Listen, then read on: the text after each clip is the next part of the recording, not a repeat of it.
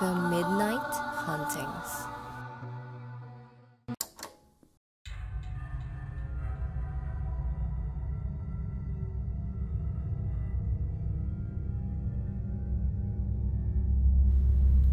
Magandang araw mga ka-midnight. Ako si Rex. Ang kwentong ito ay pinadala ng isa nating tagapakinig at ito ay tungkol sa isang lalaki na umuwi sa probinsya nang mamatay ang kanyang lola. At misteryosong tila naririnig niya ang hele nito tuwing gabi.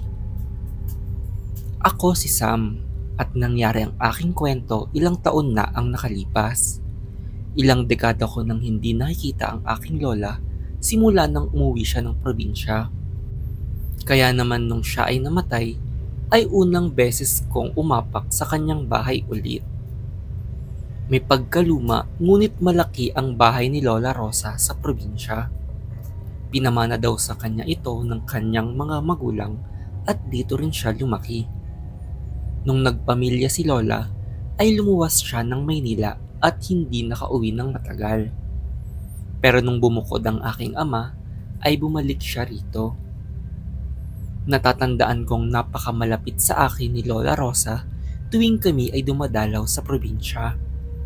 Sa kanya daw ako palagi nagpapakarga at sunod ng sunod kung saan man siya pumunta.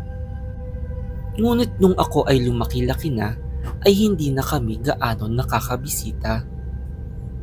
Hindi na din kasi kinaya ng gastusin sa pamasahe dahil ako ay nagsimulang mag-aral na kaya hindi na kami nakabisita kay Lola.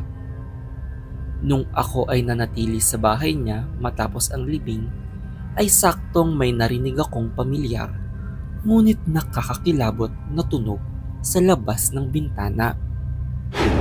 Pagsilip ko ay naaninag ko ang isang tila matandang babae na nakaputi at siya ay humuhuni ng isang awitin. Sa malayo ay napansin kong tila kahawig niya si Lola Rosa at dun ko napagtanto na ang inaawit nitong kanta ay angheles sa akin noong bata pa ako. Nangilabot ang aking buong katawan dahil saktong mag-isa akong naiwan sa bahay ni Lola. Sa mga kapatid ng aking ama kasi muna nakituloy ang aking mga magulang kaya wala akong kasama. Agad akong nagsara ng mga bintana at nagdasal habang nanginginig sa takot. Buong gabi kong naririnig ang hele ni Lola Rosa kaya nahirapan akong makatulog. Lalo na't ramdam ko ang paglapit ng boses ng umaawit nito sa aking bintana. Nang dumating ang aking mga magulang kinabukasan, ay agad kong kwinento ang nangyari. Ayon sa kanila, ay baka nagparamdam daw ang aking lola dahil malapit ito sa akin at hindi dapat ako natakot. Pinaliwanag kong nais kong makita ulit si Lola Rosa, ngunit kakaiba ang presensyang narinig ko nung gabing iyon, na tila nababalot ng panganib at kababalaghan. Sa huling araw ng pananatili namin sa probinsya ni Lola Rosa, ay ako ang naatasan na kumuha ng ilang gamit niya. Balak naming mag-uwi ng ilang litrato at mga libro ni Lola pabalik namin sa Maynila. Habang nagliligpit ako, ay nakita ko ang litrato naming dalawa. Sa litrato ay buhat niya ako bilang isang sanggol at ayon sa aking mga magulang, ayun daw ay yung araw na napatulog ako ni Lola Rosa sa kanyang paghele sa akin. Simula daw nun ay naging malapit na ako sa kanya at lagi siyang hinahanap kapag napapalayo. Muli kaming nalungkot sa alaala ni Lola Rosa, lalo na't sariwa pa ang kanyang pagkamatay. Lahat kami ay nagsisisi na hindi namin siya gaanong naasikaso sa kanyang pagtanda, ngunit siya din mismo ang nagsabi kasi na nais niyang maging mapag-isa. Nung gabing iyon ay nahihirapan akong makatulog ng maayos dahil tila binabangungot ako. Pakiramdam kong may nagmamasid sa akin at hirap akong makahinga. Nang namulat ang aking mga mata, ay doon ko muli narinig ang paghuni sa labas ng aking bintana. Nagpakita na naman ang multo at doon ko tinapangan ang aking sarili. Dahil kung si Lola Rosa nga ito, ay naisip kong baka may nais siyang sabihin o ibabala sa akin. Ngunit nang mapansin kong lumulutang ito papalapit sa akin, ay doon ko nakita ng malinaw ang mukha nito. Doon ko napagtantong hindi si Lola Rosa ang kaluluwang umaawit, kaya agad kong sinara ang aking bintana at agad na sinabihan ang aking mga magulang. Saktong nagising din daw sila nang marinig ang pag-awit at agad na napagtantong iba ang boses nito kay Lola. Naisipan namin basahin ang talaan ni Lola Rosa.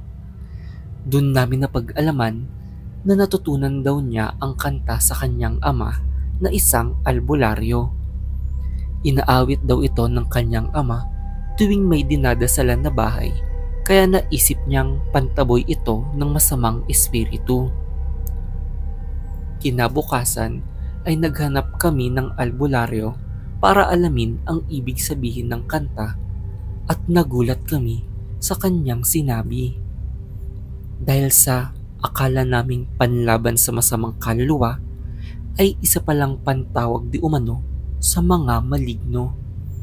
Kinakanta daw ito bago magbasbas ng pantaboy. Malamang daw ay ginaya ng isang maligno ang awitin ni Lola Rosa at ito ang umaaligid sa bahay ng isang dating albularyo.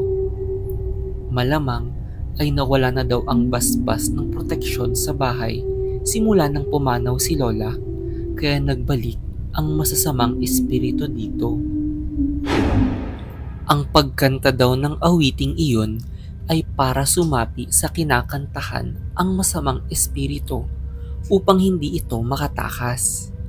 Kadalasan ay sa manok ito inaawit para dun mapunta ang kaluluwa at tapos ay bigla itong kakatayin. Ayon sa albularyo ay nangangani daw ang aking buhay. Dahil sa ilang beses akong kinantahan ni Lola Rosa, ay baka yun ang dahilan kung bakit ako sinusundan ng engkanto. Nais ako nitong sapian di umano at humuhuni siya para sakupin niya ang aking kaluluwa kapag siya ay nakalapit sa akin. Mabuti na lang ay tinulungan kami ng albularyo. Nagsindi kami ng napakadaming kandila para gumawa ng ritual na hindi na ako sundan pa ng masamang espiritu at para maalis na ang epekto ng awitin ni Lola Rosa. Matapos nun ay hindi na kami bumalik pa sa probinsya at tahimik nang nanalagi sa Maynila. Dun ko napagtanto na may kapangyarihan din pala ang inaakala nating basta awitin lang. Hindi natin alam na ang magandang himig na naririnig natin ay may dala palang kababalaghan, tulad ng hele ni Lola.